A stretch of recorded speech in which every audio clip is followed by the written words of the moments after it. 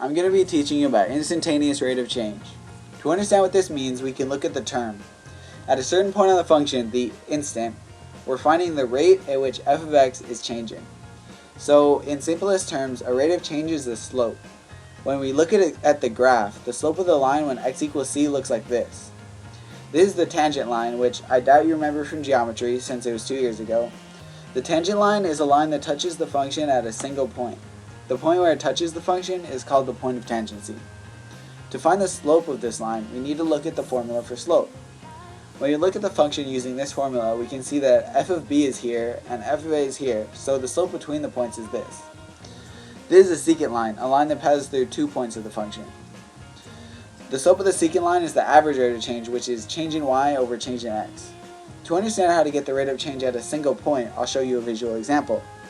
Since the secant line is the average rate of change and the tangent line is the instantaneous rate of change, you see that we move a and b closer together. We actually move them infinitely close, so that instead of getting the slope over an interval, which is the average rate of change, we're getting the slope at one point, which is the instantaneous rate of change. So as you see, the interval of the secant line gets pushed closer and closer until we get a tangent line. To do this with math, you can use this formula. It's very similar to slope formula.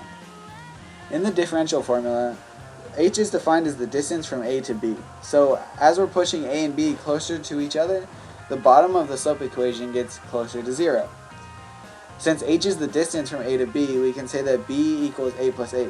Both x and a are just defining the instant at which we're finding the rate of change. So we can replace a with x, which shows exactly how the slope formula and differential formula are practically the same. This is an example of instantaneous rate of change.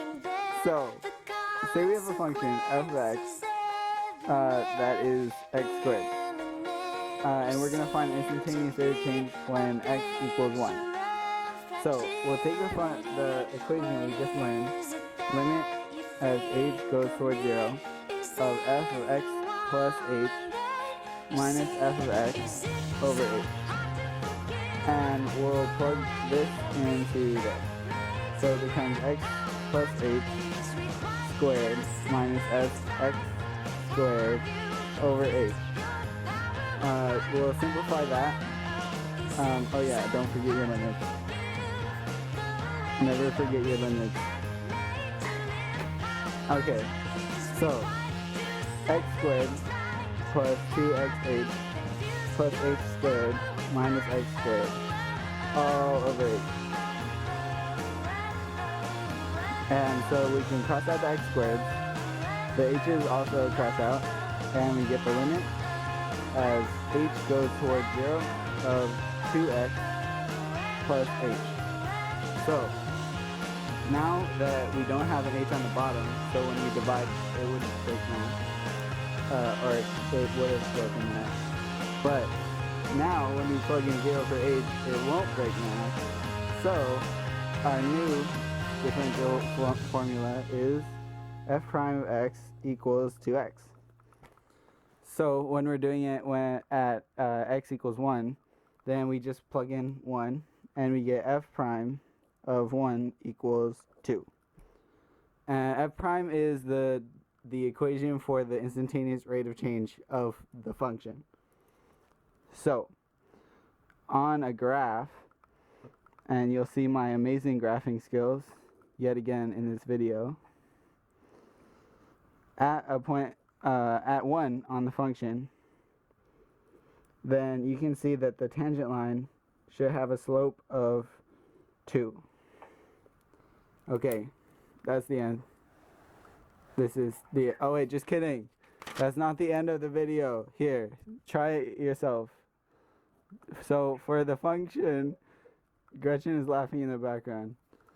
For the function x squared plus x, find it when x equals, say, 3. Yeah, that's a good one. Okay.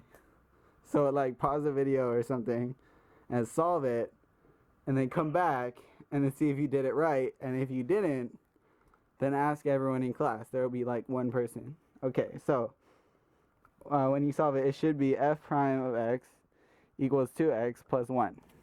And when you plug in the 3, then you get 7. 7. Ooh, math. 7. This is the video. This is the end. Goodbye. Goodbye.